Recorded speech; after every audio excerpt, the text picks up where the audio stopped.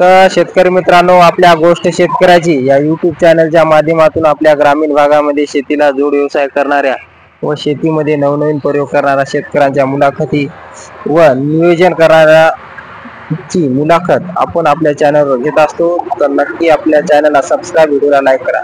तर मामा, तुमचं नाव काय आहे? विठ्ठल गोविंद व्यंकटवाड बोलतो सर. चोरंबा, नांदेड, हदगाव जिल्हा, नांदेड जिल्हा आहे ते. तर मला सांगा, आता हे या म्हशीचं संगोपन, गाईचं संगोपन तुमच्याकडेच आहे की नाही? हो. तर आम्हाला सांगा, आता हे म्हशी किती दूध देतात? दोन म्हशी आता, दोन ओगारी, एक गाय. ही पलीकडली म्हैस ती दुधाची आहे. बर, किती लिटर दूध देते बा? ते देते 5-6 देते बा. 5-6 लिटर. बर. आणि ही म्हैस?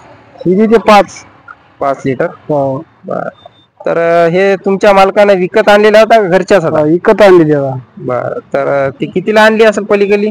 पलीकडली आणली सर 95 ला आणली. 95 ला? हो. आणि आपल्या इथे तिचे किती इथं झाली?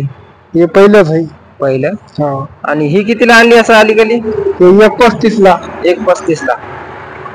बाजारातून आणल्या का शेतकऱ्याकडून? बाजारात, नांदेडून आणल्या. तर मला सांगा, आता याचं नियोजन तुम्ही सकाळपासून चारा नियोजन कसं करता म्हशीचं? चारा सकाळी दूध काढल्यावर खाली चारी असतो. नंतर 1-1.5 पेंडी चारा टाकून गावाकडे जाऊन आल्यावर मग थोडं असं 7-8-10 वेळ टाकत असतो. बरोबर. पेंडी 2 पेंड्या, पेंडी 2 पेंड्या. तर आता याचं दूध आपलं डेअरीला जाते का कुठं वर? डेअरीला जाते सर. काय एकंदरीत हप्ता काय येत असेल? हप्ता 2-3 हजार येत असेल सर. एका म्हशीचा. बर. तर बघू शकता शेतकरी मित्रांनो, यांचं इथं शेतीमध्ये नियोजन करत हे अशा प्रकारे गव्हाणी बघू शकता कशा प्रकारे चारा नाश होऊ नये म्हणून. आणि चारा लागवड पण आपली चालू आहे की नाही? हो. बर. आणि आता मला सांगा, आता हे वावरामध्ये काय आहे आपल्या? केळी येता, हळद आहे, सोयाबीन आहे. बर. आणि हे सर्व काठाचं गवत, लाल गवत आणलं का म्हशीला खायला? हो. आता ही गाय दूध देते का गाभण आहे? गाय आता वासरू आहे सर. 2-3 महिने झाले.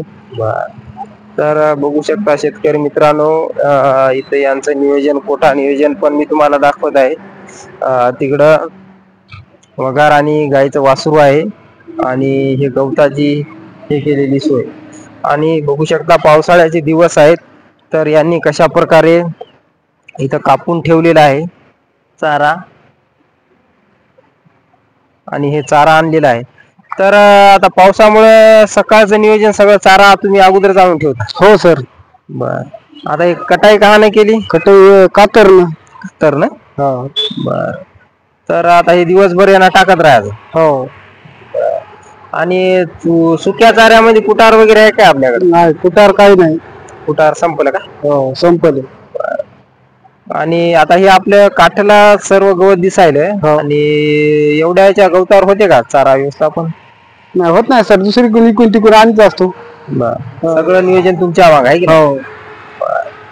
तर बघू शकता शेतकरी मित्रांनो, हे शेतीचे काम करून यांच्याकडेच या म्हशीचं संगोपन आहे. आणि हे शेळी आपल्याकडे दिसायली? हो, शेळी आहे सर. बर. शेळी आता दिसा ना, पिल्ले दिसायली? हो, शेळी मधामध्ये आहे ना, आपल्या कोठ्यामध्ये. बर. तर मग आता रात्रशा आपल्या इकडे कोठ्यामध्ये बांधता का? हा, कोठ्यात. बर. तर बघू शकता शेतकरी मित्रांनो, कमी खर्चामध्ये मस्त असं नियोजन केलेलं आहे. हायवेला पेट्रोल पंपाच्या बाजूलाच इथं यांचं नियोजन आहे दुधाचं. तर नक्की तुम्हाला मी व्हिडिओच्या माध्यमातून 2 म्हशीच्या संगोपनाची माहिती दिलेली आहे. तर हा व्हिडिओ कसा वाटला कमेंट मध्ये नक्की लिहा. आणि आपल्या चॅनल नसाल तर चॅनलला सबस्क्राईब, व्हिडिओला लाईक करा. जय जवान, जय किसान.